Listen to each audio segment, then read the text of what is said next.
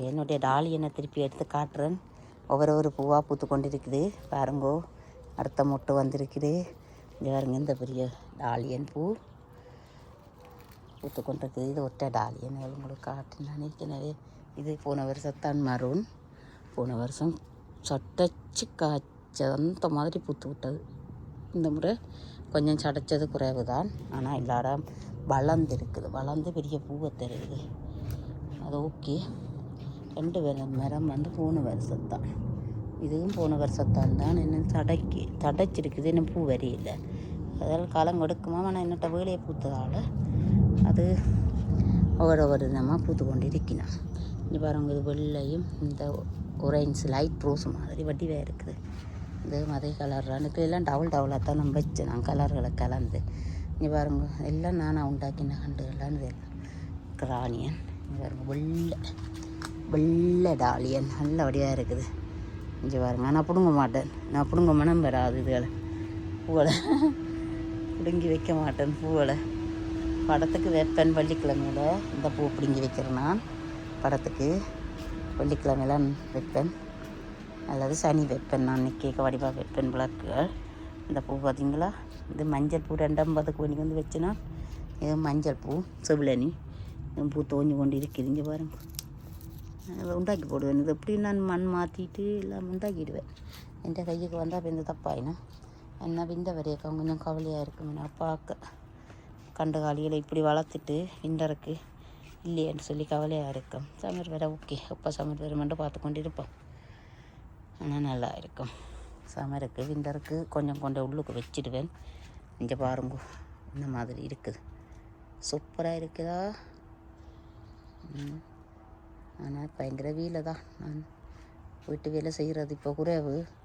பூக்கண்டு வேலை தான் கூட எனக்கு. இப்போ வந்த உடனே கார்டனுக்காக போவேன். அதெல்லாம் வேறு ஒரு மனம். கார்டனுக்கு போனால் எங்களுடைய சந்தோஷம் வந்து வேறு தான். எங்களுடைய வீட்டுக்கு வார வாசல். ஓகே, சந்தோஷம். எல்லாரும் பார்த்து மகிழுங்கள். நீங்களும் என்ன போல் இப்படியெல்லாம் வடிவாக வைக்கலாம் பால்கனிகளில். நான் பால்கனியில் வச்சு பாதுகாத்து எல்லாம் வளர்த்தெடுத்தபடியாகத்தான் இப்போ இப்படி ஒரு காணியில் வைக்கக்கூடியதாக இருக்குது. அதே மாதிரி உங்களுக்கும் கிடைக்கும். பால்கனியில் வச்சு கொண்டு வாங்கோ, உங்களுக்கும் இப்படி ஒரு காணிகளோடு கிடைக்கும். சந்தோஷமாக எல்லாம் செய்யலாம். இங்கே பாருங்க, இந்த பெரிய மரமண்டு.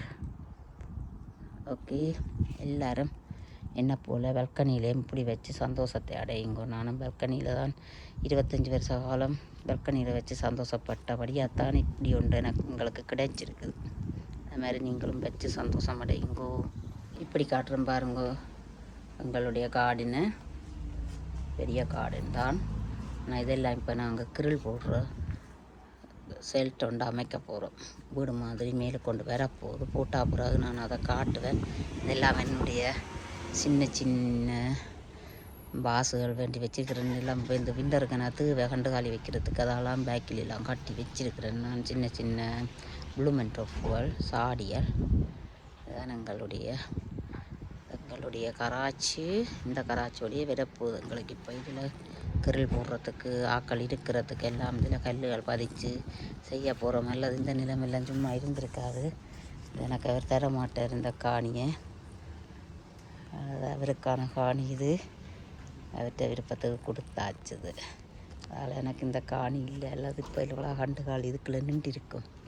இவ்வளோ தான் எனக்கு இல்லை. இனி தக்கணி வரப்போதாம்.